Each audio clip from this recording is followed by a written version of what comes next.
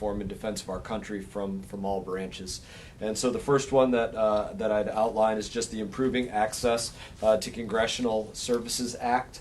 And that piece of legislation is something that we started with a trial program out of our office by getting office hours into our local VA hospitals so that veterans, when they're getting their care at the VA facilities, they could do one-stop shopping. They wouldn't have to go somewhere else to meet with their member of Congress about anything, whether it's Social Security or VA or anything else, but so our veterans could have that non-stop, one-stop shopping. And it was taken up by a number of other members of Congress, but it has not been taken up by the Department of Veterans Affairs to make this a national program that all members of Congress are allowed to serve their constituent veterans inside of the VA facility. This does become really important when you consider that a number of veterans actually have to get transportation, outside transportation, just to get a VA appointment. Maybe they don't have their own vehicle, their own way to get around, and so that's where it becomes so much more important for them to have that non-stop, that one-stop shopping inside of the VA center. So something that we've been pushing. We're blessed to have it in our community, and for the representatives in the Orlando VA, they've been able to get that program going there as well, but not every member of the 435 members of Congress are doing this across the country, and we think our veterans would be better served if they were. So that's the number one piece of legislation that we're pushing today. Beyond that, you have the leadership, the LEAD VA Act, we call it the LEAD VA Act, but the Leadership Evaluation and Department of Veterans Affairs Act. And what this one does is it's a pilot program that we've been looking at specifically to get people, or rather allow Congress to determine if VA medical centers could be run more efficiently when they're under the command of a military officer. And so one of the things that happens with our Department of Veterans Affairs facilities is you have vacancies in terms of the leadership in the VA facilities, sometimes for months, sometimes for years, where you'll just have these interim directors of the local VA hospitals. That's a big problem when you don't have that leadership inside of there, versus when you have a military command. The people that are changing their command, they know a year or more out exactly the command that they're going to go out there and take when the command they're leaving is up. Beyond that, obviously an active duty military officer, let's say an 06 like a colonel, they have a very vested interest in making sure that if they're running a VA hospital, that VA hospital is run to the highest possible level, not just because it's their brothers and sisters in arms that are being served there, but also because they're going to get an officer record brief, they're going to get an evaluation after that, and if those, let's say a colonel, hopes to put a star on their chest one day, then they're going to have to make sure that VA hospital is run at the highest possible level, or they're never going to get that star. There's a number of reasons that this is vitally important, and it wouldn't be the only place that something like this has happened. When you look at a hospital like where I've recovered, Walter Reed Army Medical Center back in 2010 and 11, when I was there, that is a joint run facility by both civilians and active duty military personnel from all branches. So it's something that we think could be very beneficial, but we want to try it as a trial program, getting VA hospitals where they have these vacancies in leadership to get some 06, let's say, officer billets to run those facilities and bring in their expertise and their heart for their brothers and sisters in arms. That's that. And then the third piece of legislation that we're talking about today is the Oath of Exit. And this is really specifically related to mental health and our service members that are coming home struggling with their worth. What is their value? And what is that continued relationship with those that they've served with? Now, for us in the military, we put into words the most important things that we believe in, whether it's the Ranger Creed or the SF Creed or the Soldier's Creed or all of the creeds that go across all the different branches, right? I'll always place the mission first. I'll never accept defeat. I'll never quit. I'll never leave a fallen comrade. You know, all those things that we believe down to our core, we say them over and over. Sometimes on a daily basis we say these things. It's a part of our culture as members of the military that we repeat these things that we believe are not just words, but part of our makeup that we carry with us even after we take off that uniform. And that's what the Oath of Exit is all about. It's about making a specific commitment to those that you've served with as you're exiting the military, that you will go out there and maintain yourself. You will go out there and maintain that relationship with your battle buddies, your brothers and sisters in arms, that you will reach out if you're thinking about bringing harm to yourself. You will reach out to those that care about you most, those brothers, and making that kind of realistic commitment that if we truly are persons of honor, as we claim to be, our values, loyalty, duty, respect, selfless service, honor, integrity, personal courage, if we really do hold those things to be deeper than just words, then when we say that we will take this oath, that when we leave the military we will reach out based upon these things, then we really will do it. And I think it would be an important part of our climate as members of the military. And in that, I just don't want to use these gentlemen as handsome props. If you all have anything that you'd like to add to this, it is certainly your opportunity to add something to this, gentleman. Well, sir, thank you for that. I mean, everything you just went over, that's awesome, and we really appreciate it, because we do carry it after we retire. You better believe it. Going. Yes, sir. Yep. Yes, sir. First time I saw him was in his Kona ice truck, saw his Navy hat, and we became close friends, and now anytime that I see him parked somewhere, I make sure to stop and get an ice. Thank you, so sir. It's good to see you, brother. Thank you, sir. Very good to see Thank you. Gentlemen, anything that you all... I think you said it all. Yeah. You said it well, and I think you said it all, and everything is true. We all agree with that. Well, glad to have you guys as brothers. So, Thank you. brothers in arms. What can we answer for you all? Congressman, talk about how when you had established these offices a couple of years ago, how successful you felt they were and the disappointment you felt from the VA when they told you to get out. Incredibly successful when we opened up offices in the VA hospital for a number of different reasons. Number one is sometimes in the hospital, in that direct real-time moment, you'll have veterans in crisis that they're upset about something that happened there. Maybe it was something that happened while they were walking into the VA. Maybe it was the service that they got from somebody that was drawing their blood, or something that happened that is putting them on edge in a moment of crisis, that they just don't want to deal with somebody in the VA because there's a lack of trust in that situation.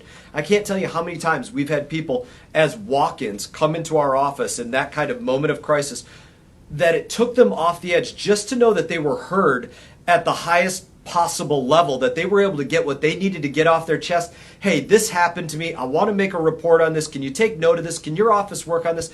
And they got heard immediately. And they didn't leave there in crisis. They left there realizing that they really had been heard and their issues would be addressed and would be resolved. That's not one of the number one things that happened. I already mentioned that by having offices in the VA facilities, that means that you get to give one-stop shopping to our veterans, which just makes life more convenient to them. It's better, especially for those veterans that don't have their own transportation, that need to get somebody to take them there. If they need to meet with their congressional office about a host of different things, like I said, it could be Social Security or VA-related or IRS-related, a host of different things. It just gives them a higher level of convenience to deal with something.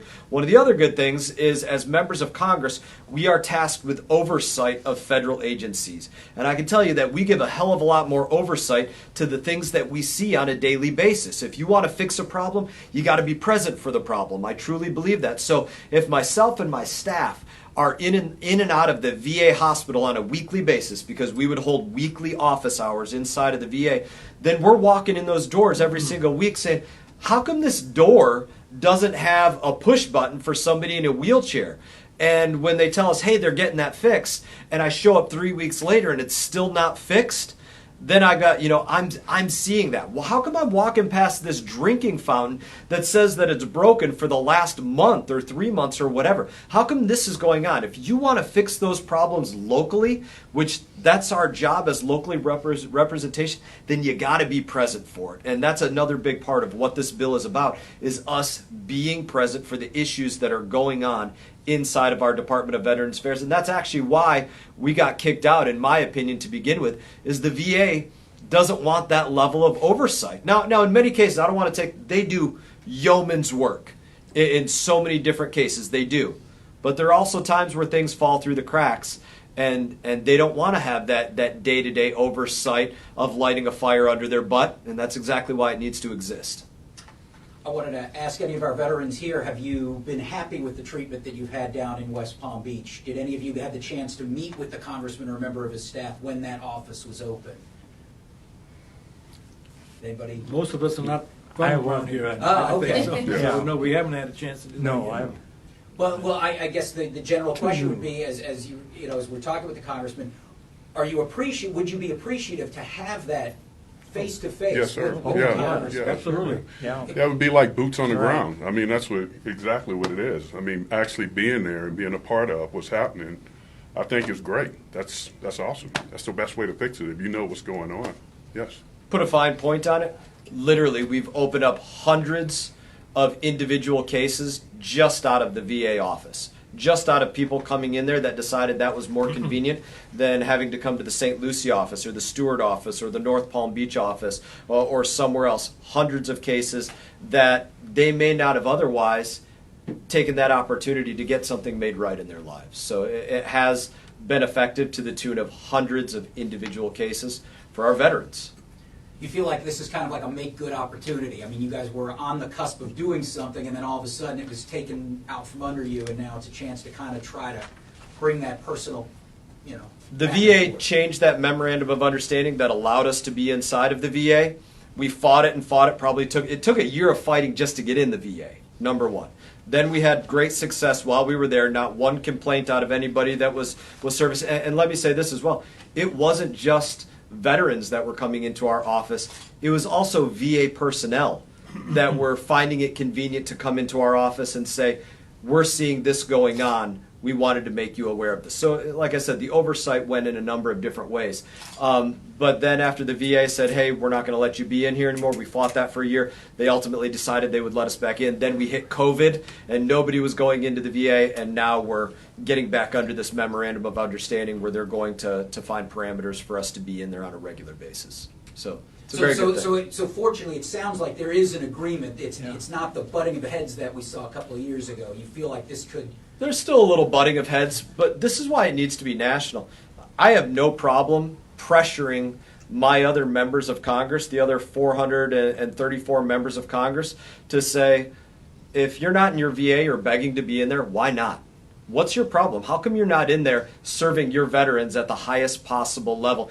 Give me the excuse that you have to not do that, because I think you need to be inside of your VA paying attention until everything is perfect there.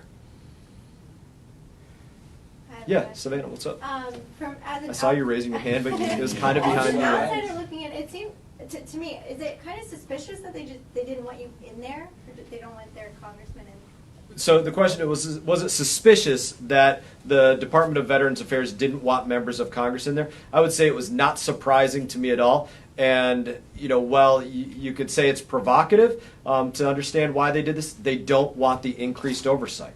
That's entirely what not having members of Congress in there is all about. We were giving the excuse that they need some more space for different things, so they couldn't manage to have us there. We're talking about hundreds of thousands of square footage in one VA facility. And we told them, we'll meet with them anywhere. You let us put a tent outside, we'll put a tent outside. You let us meet outside the bathrooms, we'll do that. You have a conference room that you say we can use this, at this period of time, this week or something. We'll make that work. It doesn't have to be a designated space. And the space that they gave us was really probably the size of this cubicle over here. It was not much. It was shared by all of the members of Congress in this area. Lois Frankel, Ted Deutsch, rest of soul, Alcee Hastings, and myself. We were all sharing that space on different days of the week. So you had four members of Congress all meeting with their veterans, all giving oversight to that VA that VA hospital on a weekly basis. Nobody can tell me that's not better for our veterans there. And that's in the end what they didn't want. It's not that the VA doesn't want good service for our veterans, but they don't want that oversight on a weekly basis, saying, why is this going wrong? What else y'all got? Well, we've got you. Can we get a comment on LOSUM? Yeah, absolutely. Sure. We saw the release you'd sent out the other day on the Ag Commissioner. Where are you optimistic that the South Florida Water Management District and the Corps are leaning towards a more positive solution for the St. Lucie estuary? Where do you see it as we stand here I'm today? optimistic that we are going to get to a more positive solution for the St. Lucie estuary. But let me be clear and say that's not good enough.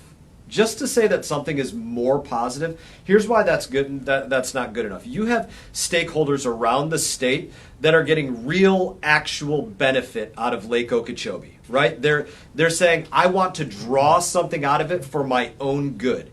And they're getting that. Now, there has to be a starting point for all management on the lake, which says do no harm first. You can't start doling out benefits to everybody else while you're still crapping on another community doing harm to them. That has to be the starting point. And the Water Management District is not totally there yet in saying that they're going to advocate for do no harm to the St. Lucie first before you start doling out these benefits to everybody else. We've seen some of the plans that we put forward. We are advocating for a plan known as CC, and encourage everybody in the community to advocate for this plan CC, which would drastically reduce discharges into our community, though not totally, right? And it's important to remember that, because any 1 acre foot or gallon or drop of water that comes out of Lake Okeechobee into our coastal estuary here, it's bad for it. It's negative. It puts us in the negative column. So until they get that to zero, they are hurting our beautiful, pristine waters that look like the Bahamas right now. You see dolphin, manatee, people, all with no worries out there because it's perfect. The Water Management District is not yet to that point that they're doing no harm to us before they're doling out that benefit. And that's the fight that I'm going to be in until we get to that point. In the end, will we get to a place that's better for us? Yes, but we're not over the finish line until we get all harm removed. Brian, different subject. Your thoughts on Cuba? Cuba, I mean, it's an important but an easy thought, and I think it's really important that you have all of these veterans sitting here. Really, I don't want to pretend to speak for them, but I think I can in this way. We hold something above everything else, and that is freedom. President Reagan gave a great speech before. We said, we'll fight for it, we'll die for it, we'll sacrifice for it, but we will not surrender for it.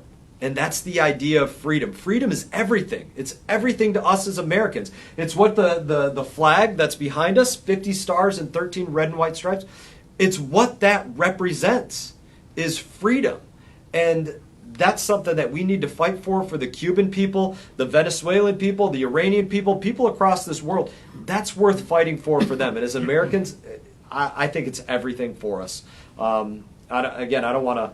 I have other people here that I don't want to try to represent their beliefs or comments. I think it's particularly provocative when you come off of the 4th of July and you have people, representatives, bashing our American flag, idiots, in my opinion, bashing our American flag, saying that it's a symbol of oppression. And I think it's just, they're off their rocker to think about that. We are a country that has had systemic racism. During slavery and years after, we've had real problems in this country, but we are a self-reflective country that has fought wars and battles and community fights year after year after year to try to make sure that flag represents a country that reflects on the things that are wrong with it and fixes the things that are wrong with it. That's what this means. The flag doesn't mean that we began this nation perfectly. It means that we fight every day to make it better. And to say that it's some kind of this symbol of oppression instead of freedom and self-reflection is just bonehead and idiotic to me. And like I said, I don't want to try to put words in other people's mouth that are standing here with me, but that's my opinion. Do you support? I'm sorry. Do you support the people that are taking to the streets in Cuba then right now? Hell yeah, they're fighting for their freedom. They're fighting against communism. The people in Cuba are saying, we don't want to have somebody come into our home, take inventory of how many forks, spoons, knives, dishes I have, and say that's the property of the public. They don't get to take control of the hours that I get to go out there and put in work and say that that's the property of the government, and they're going to dole that out. That is the exact opposite of what any human being should wake up entitled to in their life. And as I said, it's what America supports above all, is freedom for everybody. That is our number one battle cry as Americans, is freedom, and we'll stand up for it for anybody, in my opinion. Amen to that. Yes, sir. Yep. So, anything else for y'all? I think we're good. All right. Thank you. Good. Okay. Thank you guys for Thank you. Thank you for staying your service. here. Thank you.